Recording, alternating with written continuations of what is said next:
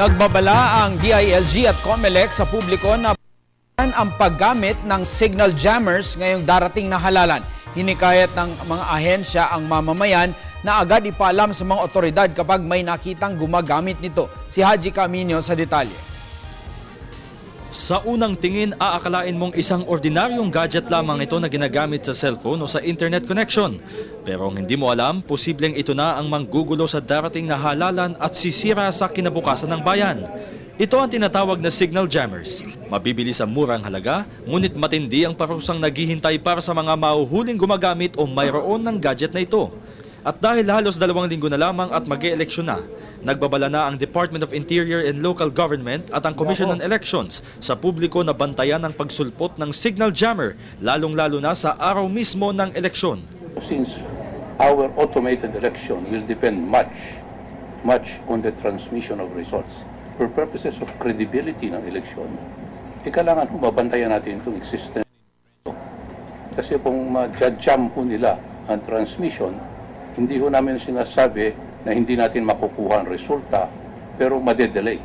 Sa sandaling mahulihan nito ang sinumang individual sa darating na araw ng midterm elections, lalong-lalo na sa mga voting centers, 8 hanggang 12 taong pagkakakulong ang magiging parusa. Ayon naman sa National Telecommunications Commission, may tuturing na smuggled ang signal jammers dahil hindi naman daw sila nagbibigay ng permit sa purchasing, importation at usage ng mga ito.